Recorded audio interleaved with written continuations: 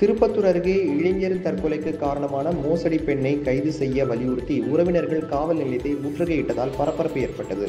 திருப்பத்தூர் கௌதம்பேட்டை பகுதியைச் சேர்ந்த முன்னாள் எல்லை பாதுகாப்பு படை வீரர் கௌரவன் மகேஷ் சுரேஷ் என்பவர் தனியார் கொரியர் அலுவலகம் ஒன்றில் பணியாற்றி வந்தார். இவர் மடவாளத்தை அடுத்த காலத்தியூர் பகுதியைச் சேர்ந்த முனிசாமி மகள் சங்கீதா என்ற பெண்ணுடன் பழகி வந்துள்ளார். சங்கீதாவிற்கு ஏற்கனவே திருமணமாகி 2 குழந்தைகள் உள்ளனர். இந்நிலையில் சங்கீதா ஆசை வார்த்தை பேசி சுரேஷிடம் நகை மற்றும் லட்சக்கணக்கில் பணம் வாங்கியதாக கூறப்படுகின்றது.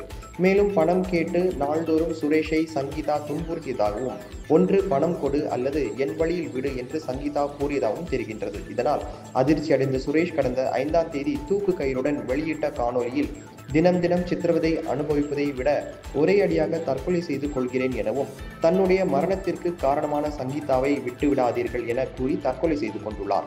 இச்சம்பவம் குறித்து சுரேஷின் உறவினர்கள் அனைத்து ஆதாரங்களுடன் சங்கீதா மீது திருப்பத்தூர் நகர காவல் நிலையத்தில் புகார் அளித்தனர். ஆனால் இதுவரை போலீசார் எந்த ஒரு நடவடிக்கையும் எடுக்கவில்லை என கூறப்படுகின்றது. இதனை கண்டித்து சுரேஷின் உறவினர்கள் 100க்கும் மேற்பட்டோர் காவல் நிலையத்தை முற்றுகையிட்டதால் அங்கு பரபரப்பு ஏற்பட்டது.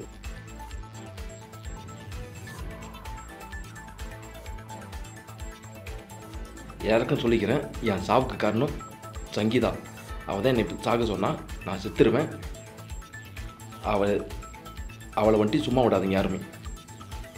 அவளால் தான் நான் டெய்லி சாகிறனே. இன்றைக்கி ஒரே முட்டை போயிடலான்னு நான். இது வாக்குமூலமாக எடுத்துக்கோங்க, மரண வாக்குமூலமாக கூட எடுத்துக்கோங்க.